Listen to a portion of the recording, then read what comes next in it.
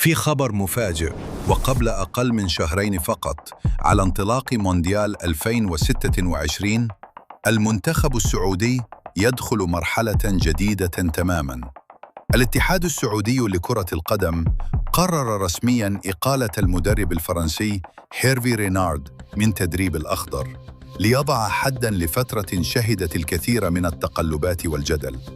القرار جاء بعد سلسلة شكوك حول مستقبل المدرب، خاصة بعد الأداء غير المقنع في وديتي مصر وصربيا خلال توقف شهر مارس الماضي.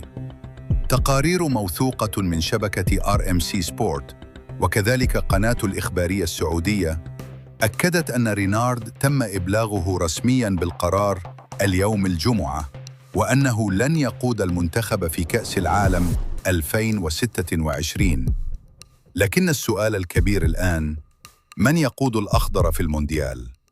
التقارير القادمة من السعودية تشير بقوة إلى اسم مفاجئ: المدرب اليوناني جورغوس دونيس. مدرب نادي الخليج حالياً هو الأقرب لتولي المهمة وقيادة المنتخب في البطولة العالمية. ولم يتوقف الأمر هنا. المدرب البرتغالي بيدرو إيمانويل مدرب نادي الفيحاء أيضاً ضمن قائمة المرشحين، ووكيله أكد أن تدريب المنتخب السعودي خيار مطروح بالفعل.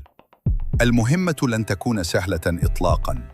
المنتخب السعودي وقع في مجموعة نارية تضم منتخب إسبانيا، منتخب أوروغواي، منتخب الرأس الأخضر. مجموعة قوية جداً ستختبر المدرب الجديد منذ اللحظة الأولى. السؤال الآن للجماهير: هل كان قرار إقالة رينارد صحيح قبل المونديال؟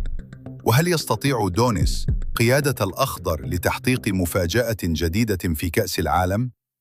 اكتب رأيك في التعليقات، ولا تنسى الاشتراك في القناة لمتابعة آخر أخبار الكرة العالمية أولاً بأول.